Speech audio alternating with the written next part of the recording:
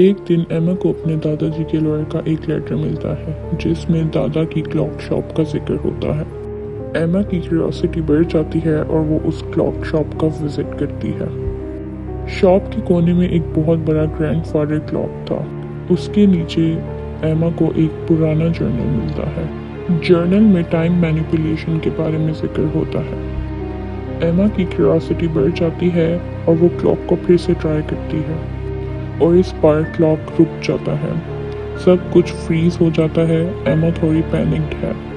एमा जल्दी से शॉप के अंदर जाती है और उसे एक शैडोई फिगर शॉप के दरवाजे पे खड़ा नजर आता है। वो अपने आप को टाइम कीपर बताता है और वो उसको वार्न करता है।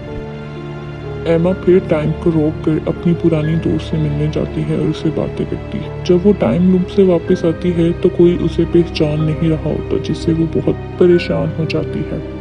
उसको रात को शीशे में अपने कमरे में अजीब चेहरे दिखाई देते हैं जो उससे बात करते हैं। टाइम कीपर दोबारा आकर उसे वार्न करता है, लेकिन एमा पास नहीं आती। उसे अपने घर में अब शीशों में अपनी ही उम्र के डिफरेंट चेहरे दिखाई देते हैं।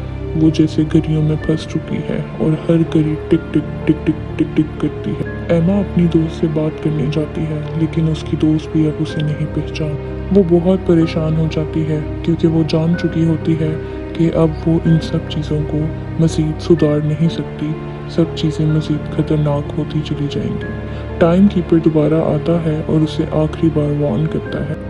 अंत में जब वो क्लॉक को रीसेट करने की कोशिश करती है, दुनिया हिलती है और सब कुछ रुक जाता है।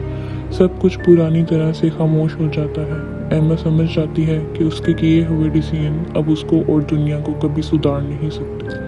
अब वो उस वक्त का हिस्सा बन चुकी होती है और वक्त से जुदा होना अब उसके लिए नामुमकिन है। एमा को पता चल चुका होता है कि वो अब एक टाइम लूप में फंस चुकी है जहाँ हर पल वो ही गजब की चीज़ फिर से होती है। वो समझ जाती है कि अब वो अपनी गलतियों से कभी बाहर नहीं आ सकती।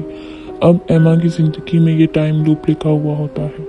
अगर ऐसे की और वीडियोस देखना चाहते हैं तो इस चैनल को सब्सक्राइब करें और लाइक करें।